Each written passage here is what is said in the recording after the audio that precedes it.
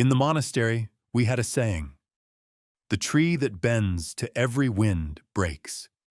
Today, I'll show you 7 signs you've become too available and why this quiet poison weakens your spirit. Sign 1. You answer immediately. Every message, every call. You've trained the world that your time has no borders.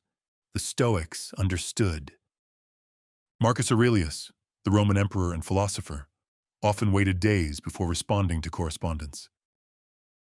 Not from rudeness, but from sovereignty. When you respond instantly, you signal your life is on pause, waiting for others to press play. Sign 2. You abandon your plans for anyone's invitation. Your schedule is written in pencil, never ink. I once watched a young monk cancel his meditation practice 7 days straight, each time for someone else's emergency. By the 8th day, he'd forgotten why he came to the monastery at all. Your availability became your identity. Sign 3. You never say no without elaborate justification. "I can't" because becomes a 3-paragraph essay. The Zen masters taught silence is the strongest boundary. When you over-explain your no, you're actually negotiating. You're asking permission to protect your own time. The truth? No is a complete sentence. Practice it like a koan. Sign 4. You feel guilty during your own rest time. Even when you carve out an hour for yourself, your mind races with who might need you. This is not compassion. It's self-abandonment. Epictetus, the ancient Greek Stoic philosopher who taught that true freedom comes from within, wrote, "If you do not have leisure for yourself, you will never have it for anyone else. Your rest is not stolen time. It's the foundation of all you give." Sign 5. People only contact you when they need something. And you've noticed, haven't you? The phone rings with problems, never with presence. You've become a utility, not a companion. When your availability has no cost, it has no value. The master said, "The well that gives to everyone runs dry. The spring that chooses when to flow becomes sacred." Sign 6.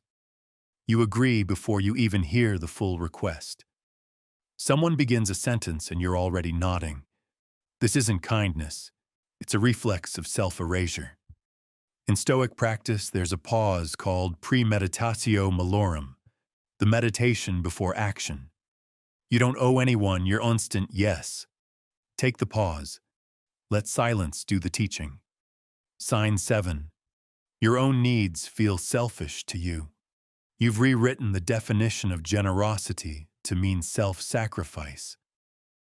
But tell me, when did you start believing that caring for yourself was an act of betrayal? The oxygen mask principle isn't just for airplanes. It's for life. You cannot pour from an empty cup, and a cup that never refills shatters. Here's what the monastery taught me. Boundaries are not walls. They are gardens. They don't keep people out. They protect what's sacred within. When you become less available, you don't become less loving. You become more present for the moments that matter. Quality over quantity, depth over breadth. So start small. Tomorrow, let one message wait 30 minutes before you respond. Notice the discomfort. That's not wrong. It's your nervous system learning a new truth. You are not emergency services for other people's wants. You are a human being with your own sacred rhythm. Honor it. The tree that stands firm in the storm survives. Be that tree. If this resonated with you, share it with someone who needs to hear it. And remember, your presence is a gift. Don't leave it on every doorstep.